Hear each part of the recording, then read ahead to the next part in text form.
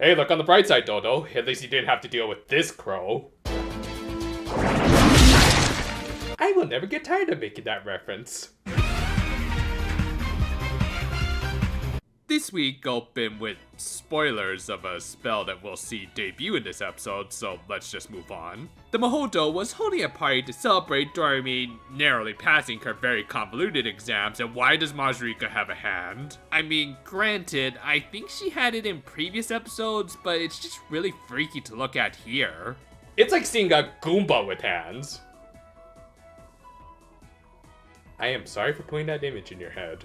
However, for a party, they noticed that there was a distinct lack of hors d'oeuvres. This was because Majorika wanted them to take the opportunity to practice their newly acquired rankings with a spell called the Magical Stage. While individually they were restricted from using spells above their assigned rankings, if they combined their magic, the Ojamajos could use up to level 7 spells. Again, I really like it when the show takes its time to explain magical mechanics and less on total BS. Stuff like the large amount of spheres this spell uses, or the unique cantations of each of these girls does fascinate me. But anyway, the magical stage was of course what the cold opener was spoiling, and they asked for some party food, which for Doremi of course included a big steak. The spell worked surprisingly well, except for maybe the steak, as that still looks awfully red on the outside, and the fat has clearly not been rendered. You know, there's a certain someone who wouldn't approve of this. Still, I guess Doremi likes hers extra rare, so she tried to take a bite, only for her fairy to just swallow it whole. Like, seriously, do these little fairies have literal black holes in them? Of course, Doremi freaked out as she once again didn't get her steak, and wait, is that a red-eared Mickey Mouse in her mouth? Oh, no, it's a mini version of herself. I wonder if these two are friends. Dodo continued to be a troublesome little fairy, as she couldn't even disappear properly, though, to be fair, those balls are the main body of both the fairy and its owner. Between this and the raw steak incident, Doremi and Dodo's relationship was more than a little rocky. A certain pesky little sister certainly didn't help matters, though thankfully Dodo's hamster ball also prevented non-magic users from seeing the fairy inside. And you better not throw around a glass ball like that, you little brat. The next day, Doremi noticed her friends bringing their fairies to school with them, while she had left Dodo at home, in spite of the fact that she still needed some formal training. But the little fairy did at least get some different kind of training from Mrs. Harakaze.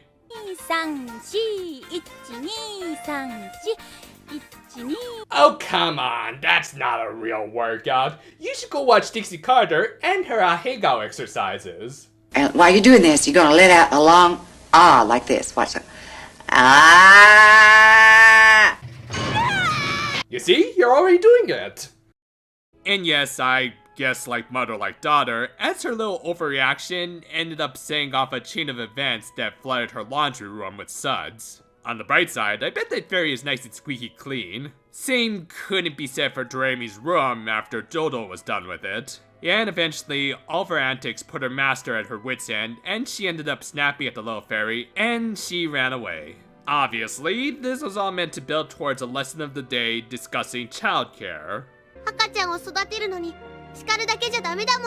Now, I do agree with that, but I'll also say situations can vary. Yes, scolding is not at all a good way of raising a newborn, but a parent or guardian should also be firm, especially in this case, where the fairies, even at their youngest stage, clearly have more cognitive thought than your average newborn. Did Doremi go overboard? Yes, but you also can't just let the little ones do whatever they want. Doremi's mother is a good example of this, which, in a way, was cleverly woven into this episode. Just, ignore those moments of domestic violence is all. Anyway, they tried splitting up to look for Dodo, but when these efforts proved fruitless, they instead asked the magical stage for help. And for their troubles, they got a potato. She's more than just spuds, get over it, you guys. Specifically, it was a roasted sweet potato, which of course everyone was quick to blame Doremi for, as the show has a bit of a sadistic obsession with making her a total butt monkey. Still, she figured it was meant to be used as bait to lure Dodo out. Thus, they took to the streets to look for her, only to have Kotake steal it. 悪かったよ。これと交換な。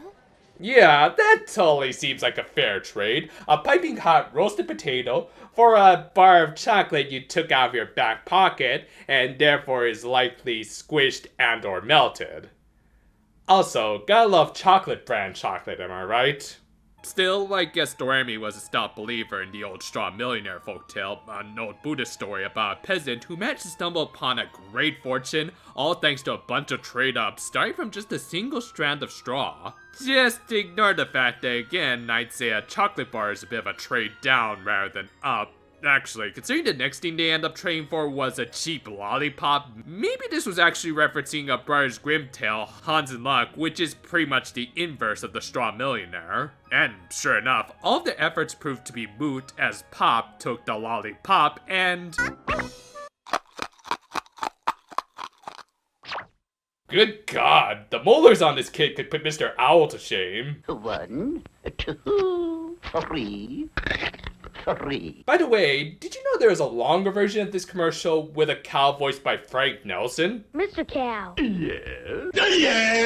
Seriously, go look it up. Though I guess you could say this overcomplicated wild goose chase was the magical stage's way of teaching Doremi how to appreciate her fairy, as Dodo managed to make her way home on her own. Thus, she apologized to the little one in a fairly nice scene. Dodo even tried to do Doremi's homework for her. Obviously, she didn't get any of the answers right, but whatever, it's the thought that counts and all that jazz. And with that, the two went to sleep together, and Doremi woke up to a very warm surprise the next morning. Dodo! Wait, so if these fairies can release large amounts of fluids, then what happens when they have to do their other business? Is this like a Randy Marsh situation? So, yeah, we just end the episode on that awkward little note. And you know, I think that's the best way to describe this episode. It was awkwardly enjoyable. What I mean by that is that while not every joke hit with me, I did have a bit of a smile throughout, so I was definitely finding something funny. Combine that with some legitimately good world building with the introduction of some new magic mechanics, and overall you do get a very enjoyable episode.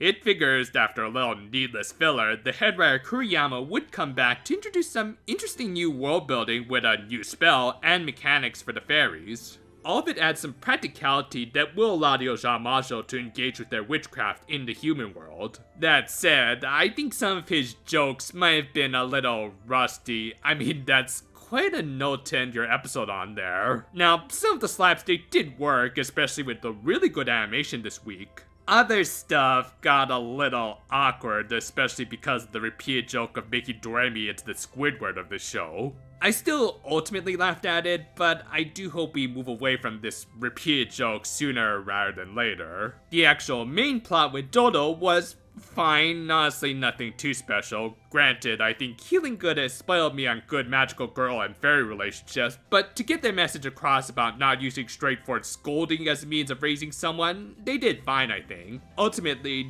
Dodo running away from home was kind of sidelined because of the potato subplot, and thus it just didn't feel fully developed. Said subplot was actually pretty good on its own, as we got to see a pleasant and generous side to Doremi, but along with everything else going on in this episode, it made it as a whole feel more than a little disorganized. Hopefully, this show will figure out how to balance out its comedy and drama a little better, and also make the former just a little bit less awkward. Be sure to also check out my weekly Precure reviews, and hopefully I should have a video up for Higurashi next Thursday in time for the reboot.